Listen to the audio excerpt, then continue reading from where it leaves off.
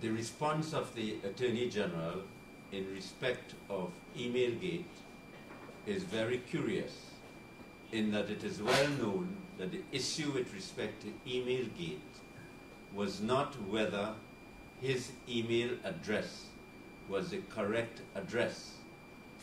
It was recognized during the debate in the Parliament on Emailgate that the Attorney General's address of his email was the incorrect address.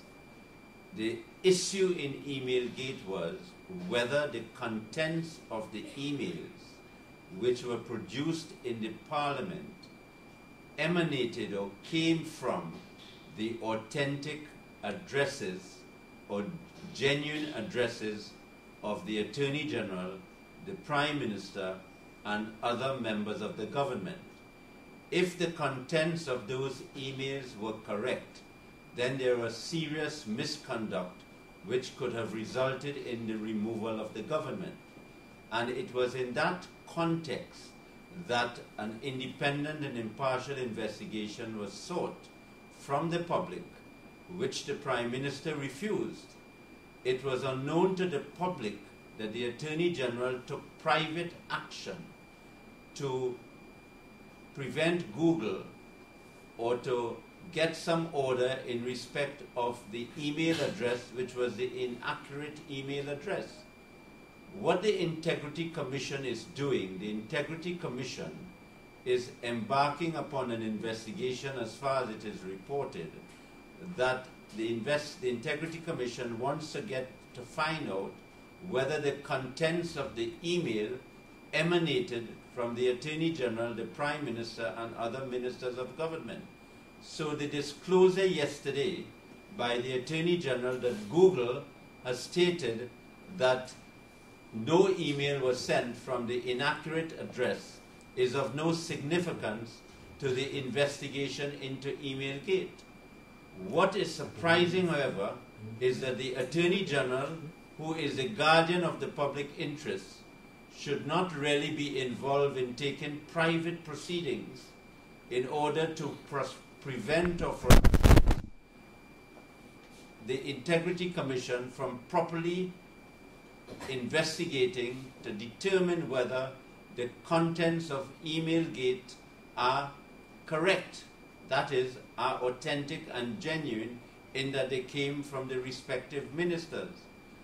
The Attorney General is reported to be taking action so that the effect of his action would be to prevent Google from giving information to the Integrity Commission in respect to its investigation.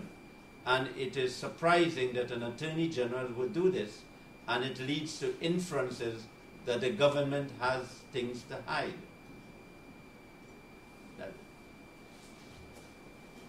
Okay. It is totally improper for the Attorney General, in the light of the fact that there was an official investigation being conducted into Emailgate, to have retained a private lawyer to take action in respect of a limited aspect of the investigation, and to take action in order to frustrate the official investigation into Emailgate.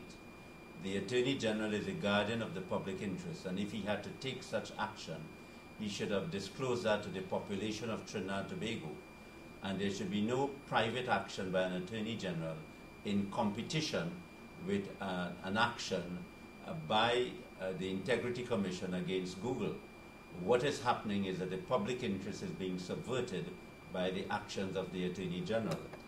This is a public relations exercise by the government to try and hoodwink the population into the investigations into Emailgate, because there must be a broader investigation for the public interest, and the broader investigation involves knowing, for the public to know, whether the contents of Emailgate are correct, are authentic.